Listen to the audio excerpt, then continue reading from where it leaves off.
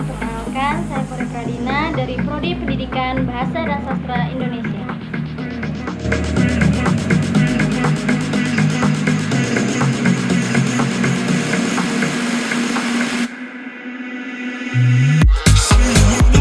Baiklah, pada kesempatan kali ini saya akan menjelaskan yaitu morfem dan kata. Sebuah morfem dapat dibentuk dengan sebuah kata. Sebuah kata belum tentu terdiri atas hanya satu morfem saja. Sebuah kata mungkin juga dibentuk oleh satu morfem, dua morfem, atau lebih. Dengan demikian, dapat disimpulkan bahwa kependudukan morfem tidak selalu dengan kata. Baiklah, untuk bagian yang pertama dari morfem dan kata yaitu morf dan alomorf. Alomorf ialah varian morfem atau variasi bentuk. Varian bentuk itu terdiri karena terjadinya proses fonologis atau perubahan bunyi. Alomorf muncul ketika terjadi tautan antara afiks dengan morfem bebas atau morfem setengah bebas. Contoh ber dan ajar yaitu belajar, me dan bawa yaitu membawa. Selanjutnya yaitu bentuk tunggal dan bentuk kompleks. Bentuk dalam bahasa maksudnya ialah bentuk linguistik atau linguistic form. Kata bentuk akhirnya lazim pula disebut sebagai form saja. Contoh rumah mengandung makna leksikal. Rumah ialah bangunan sebagai tempat tinggal. Berumah mengandung makna gramatikal sebagai akibat peristiwa gramatis, yakni melekatnya ber pada kata rumah sehingga menimbulkan arti baru. Bentuk berumah berarti mempunyai rumah. Selanjutnya, jika dibandingkan antara bentuk rumah yang berarti bangunan tempat tinggal dengan bentuk berumah, rumah-rumahan atau perumahan tampak jelas bedanya. Sebagai contoh, bentuk rumah yang hanya terdiri atas satu bentuk terkecil disebut sebagai bentuk tunggal. Sedangkan bentuk berumah dan rumah-rumahan yang terjadi oleh beberapa bentuk terkecil disebut bentuk kompleks. Contoh bentuk tunggal dan bentuk kompleks. Makanan bentuk tunggalnya dan bentuk kompleks ialah makanan. Contoh lainnya, bentuk tunggalnya ialah minuman, bentuk kompleksnya minuman, dan lain sebagainya. Dengan kata lain, dapat disebutkan bahwa pertama, bentuk tunggal atau kata tunggal terdiri atas satu morfem. Dua, bentuk kompleks terdiri atas dua morfem atau lebih. Baiklah, kita lanjutkan dengan poin ketiga yaitu bentuk dasar atau kata dasar. Kata dasar atau bentuk dasar ialah bentuk linguistik berupa kata asal maupun bentuk kompleks atau bentuk jadian yang menjadi dasar bentukan bagi suatu kompleks. Contoh kata dasar atau bentuk dasar pakaian. Kata jadian atau bentuk kompleksnya ialah berpakaian. Keterangannya, unsurnya ber dan pakaian, kata dasarnya bentuk kompleks. Contoh lainnya, kata dasarnya makanan, bentuk kompleksnya makanan. Keterangannya makan dan an, kata dasarnya bukan bentuk kompleks, tetapi bentuk tunggal. Selanjutnya yaitu poin keempat, bentuk asal atau kata asal. Bentuk asal atau kata asal ialah bentuk linguistik paling kecil yang menjadi bagian daripada bentuk kompleks. Berbeda dengan bentuk dasar atau kata dasar. Bentuk hanya terdiri atas bentuk tunggal saja. Setelah mendapat afiks, barulah bentuk asal berubah menjadi bentuk kompleks. Contohnya bentuk asal yaitu adil, bentuk dasarnya keadilan, bentuk kompleksnya berkeadilan. Dalam contoh tersebut dapat diketahui bahwa bentuk asal senantiasa terdiri atas bentuk tunggal. Sedangkan bentuk dasar bisa terjadi atas bentuk kompleks. Selanjutnya, bentuk asal atau bentuk kompleks dapat dibentuk menjadi bentuk kompleks berikutnya. Baiklah, poin kelima yaitu deret morfologis. Deret morfologis ialah deretan kata-kata yang mempunyai hubungan bentuk dan arti. Deret morfologis dapat dipergunakan untuk melihat apakah sebuah kata tertentu merupakan bentuk dasar atau bentuk kompleks dengan deretan morfologis.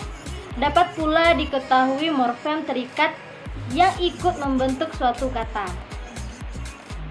Jika sebuah kata dalam deretan morfologis hanya mempunyai persamaan bentuk, tetapi tidak mempunyai persamaan arti, maka kata tersebut bukan anggota dari kata-kata lainnya dalam deretan morfologis tersebut. Contohnya, angkatan, berangkat, terangkat, atau angkatan, diduduki, atau pakaian, diduduki, menduduki, dudukan, terduduk, duduk, dan berpakaian, memakai, dipakai, dan sebagainya.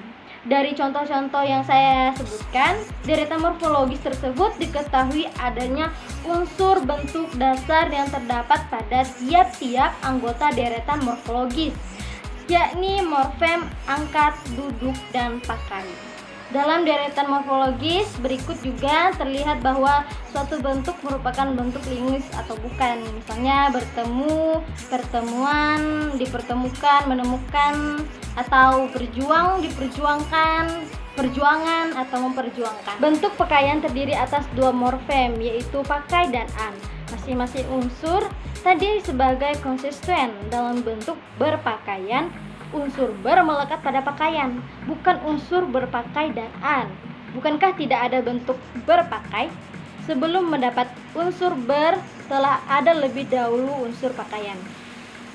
Bentuk pakaian juga dibentuk oleh unsur langsung pakai dan an. Atas dasar rincian itu dapatlah dikatakan pakai dan an adalah unsur langsung dari pakaian, tetapi bukan unsur langsung dari berpakaian.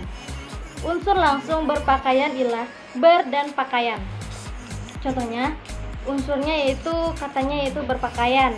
Berpakai itu unsur langsung, pakai dan an itu unsur langsung, berpakai an unsur tidak langsung. Bentuk berpakaian ialah ber dan pakaian. Morfem ber, pakai dan an adalah konstituen bagi kata berpakaian. Dari penjelasan tersebut dapat disimpulkan bahwa suatu bentuk kompleks yang terdiri atas dua morfem, masing-masing morfem merupakan unsur langsung dari bentuk kompleks tadi. Yang berikutnya ialah nosi dan fungsi afiks. Apakah itu nosi? Nosi adalah arti yang timbul sebagai akibat proses morfologis. Proses morfologis itu misalnya pada afiksasi, reduplikasi, atau pemajemukan. Contoh, nosi ber pada bersepeda ialah memakai atau mengendarai sepeda. Nosi ber pada berbaju ialah mengenakan. Nosi perulangan, anak pada anak-anak ialah banyak. Langit pada langit-langit ialah seperti. Nosi pemajemukan, mata dan hari sama dengan matahari, yaitu penerangan jagat raya. Mata dan air, yaitu mata air, artinya asal sumber air sungai. Fungsi afiks. Sebagai morfem terikat, afiks mempunyai fungsi dalam membentuk kata jadian atau bentuk kompleks. Fungsi afiks dalam proses morfologis dibedakan antara fungsi sematik dan fungsi gramatik. Fungsi sematik, contohnya afiks ber pada kalimat menimbulkan fungsi tematik. Adik berbaju merah berarti memakai. Ayah berulang tahun berarti mempunyai. Dengan demikian dapat dikatakan bahwa fungsi afiks membentuk makna baru atau disebutkan bahwa afiks mempunyai fungsi sematik. Selanjutnya yaitu fungsi gramatik. Contohnya yaitu seperti transformasi jenis kata. Yang kedua, transformasi bentuk intransitif menjadi transitif. Contoh, makan kata kerja dan an makanan menjadi kata benda. Berikutnya ialah akar kata. Menurut seorang ahli bahasa berkembangnya Austria bernama Renward Brandstetter, bentuk kata dasar dalam bahasa Indonesia pernah berbentuk suatu unsur yang lebih kecil yang disebut akar kata. Kata-kata dasar itu bukan asli. Sebagai contoh, kata-kata yang mempunyai suku kata yang sama jika ditelaah lebih jauh terasa bahwa kata-kata tersebut mengandung pengertian yang sama.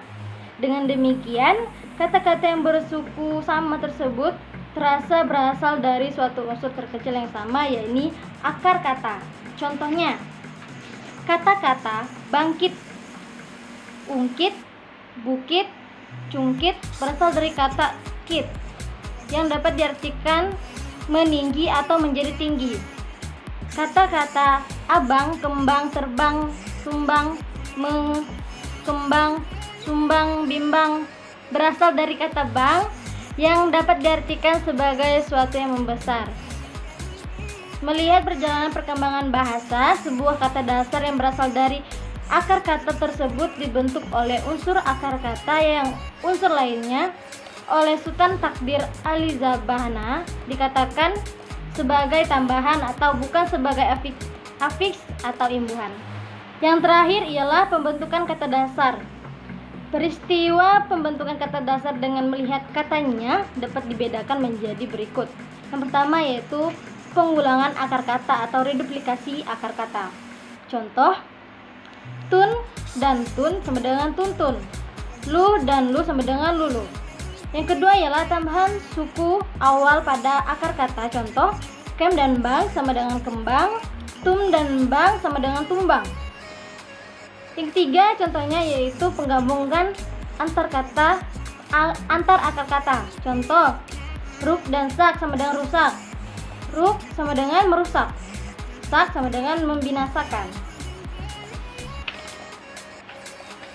Dan yang terakhir ialah pembentukan kata dasar dengan akar kata lainnya. Yang pertama, kata dar yang terbentuk oleh hanya satu akar kata saja. Misalnya hai, yah, wah, oi, cis, au, dan sebagainya. Kata dasar yang terbentuk berdasarkan adanya onampi, yaitu kata yang menirukan bunyi suatu benda yang dimaksudkan. Misalnya sir, sur, tong, tung, ting, cekdo, dan sebagainya. Yang ketiga itu kata dasar terbentuk sesuai dengan peristiwa secara mendadak atau secara tiba-tiba, misalnya bul atau bel untuk sesuatu yang mendadak atau terbakar. Yang keempat, kata dasar yang berasal dari ucapan bayi, misalnya mam untuk mami, pap untuk papi. Yang kelima yaitu kata dasar yang berasal dari panggilan orang tua, misalnya gus, bik, mas, mang, nung, dan sebagainya.